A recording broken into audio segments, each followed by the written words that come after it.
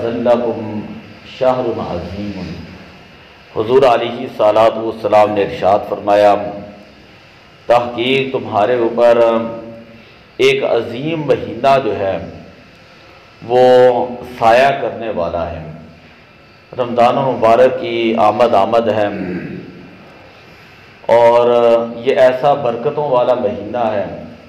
کہ جس کے بارے میں حضور علیہ الصلوۃ والسلام نے ارشاد فرمایا، اولہ رحمت، کہ جس کے پہلے 10 دن جو ہے وہ رحمت ہیں، وَأَوْسَطُهُ مَغْفِرَةٌ،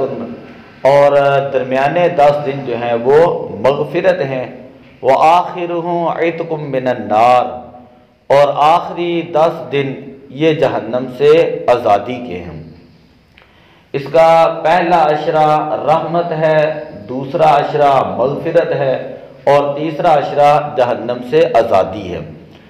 تو ہمیں رمضان المبارک کے اندر یہ کوشش کرنی چاہیے کہ جس بندے کے ذمے قضا نمازیں ہوں وہ کثرت کے ساتھ جب بھی وقت ملے وہ قضا نمازیں ادا کریں۔ یہ میں بہت بڑا مسئلہ بتا رہا ہوں کہ رمضان شریف کے اندر اگر کوئی بندہ ایک نفل پڑھتا ہے تو فرضوں کا ثواب ہے، ایک فرض پڑھے تو 70 فرضوں کا ثواب ہے۔ تو انسان کو یہ کوشش کرنی چاہیے کہ وہ اندازہ لگائے کہ جتنی نمازیں اس کی قضا ہو چکی ہیں وہ قضا نمازیں جو ہے وہ ادا کرنے کی کوشش کرے۔ دوسری بات یہ ہے کہ رمضان شریف کے اندر جب بھی وقت ملے انسان کثرت کے ساتھ قرآن پاک کی تلاوت کرے، قرآن پاک کی کثرت کے ساتھ تلاوت کریں۔ جو لوگ قرآن پاک اچھے طریقے سے پڑھنا جانتے ہیں انہیں یہ چاہیے کہ قرآن پاک کا ترجمہ جو ہے وہ ان دنوں کے اندر پڑھنے کی کوشش کریں، قرآن پاک کی تفسیر پڑھنے کی کوشش کریں، قرآن پاک کے مفاہیم، معانی اور مطالب جو ہیں ان کو سمجھنے کی کوشش کرے کہ آخر یہ قرآن اللہ کی کتاب ہے، مسلمانوں کے لیے اللہ تعالیٰ نے بھیجی ہے، اور اس قرآن پاک کے اندر اللہ تعالیٰ نے لکھا کیا ہے،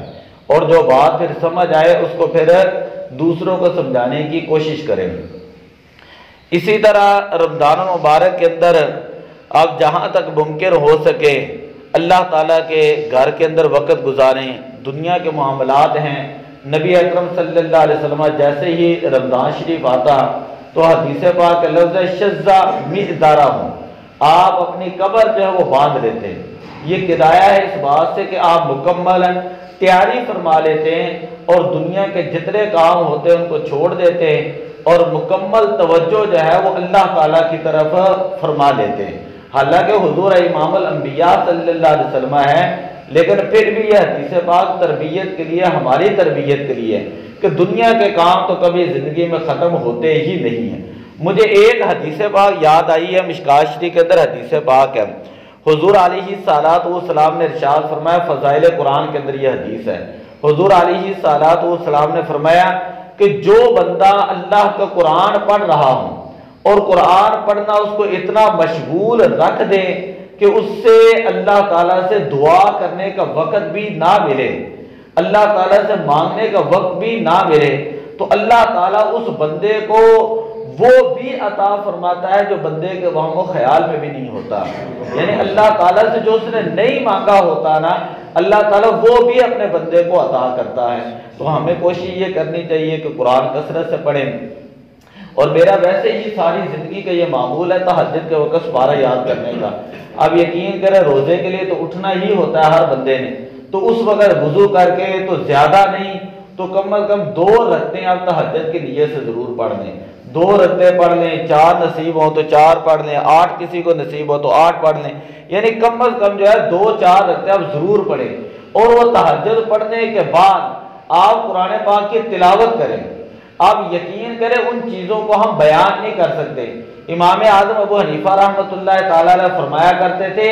کہ جو سکون اور جو لذت ہمیں قرآن پاک پڑھنے میں ملتی ہے، اگر ان بادشاہوں کو پتہ چل جائے تو یہ بادشاہ ہمارے اوپر تلواروں کے ذریعے حملہ کر دیں۔ یعنی آپ تہجد کے وقت تہجد ادا کریں اور اس کے بعد آپ 1 صفحہ ہے، 2 صفحے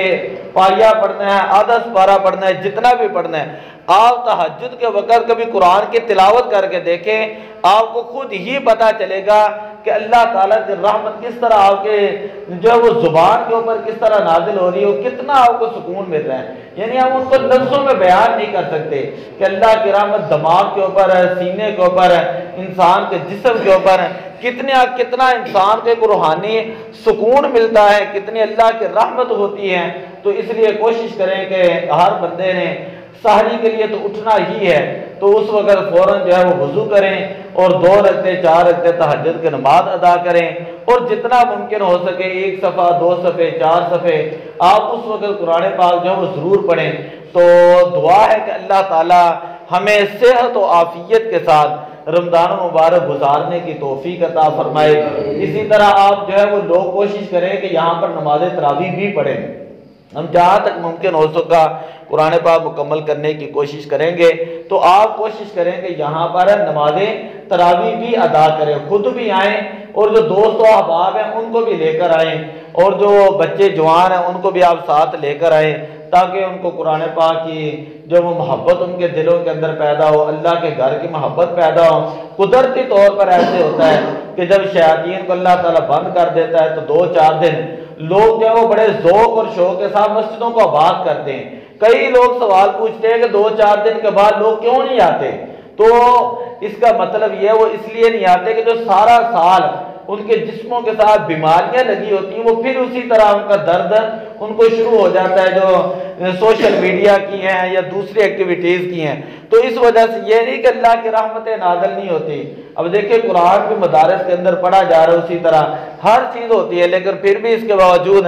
زلزلے بھی آتے ہیں، اللہ کی طرف سے عذاب بھی آتے ہیں۔ تو یہ صرف ساری چیزیں ہمیں بیدار کرنے کے لیے ہوتی ہیں، ہمیں جگانے کے لیے ہوتی ہیں۔ تو دعا اللہ تعالیٰ عمل کی توفیق عطا فرمائے۔ الصلاۃ والسلام علیک یا رسول اللہ۔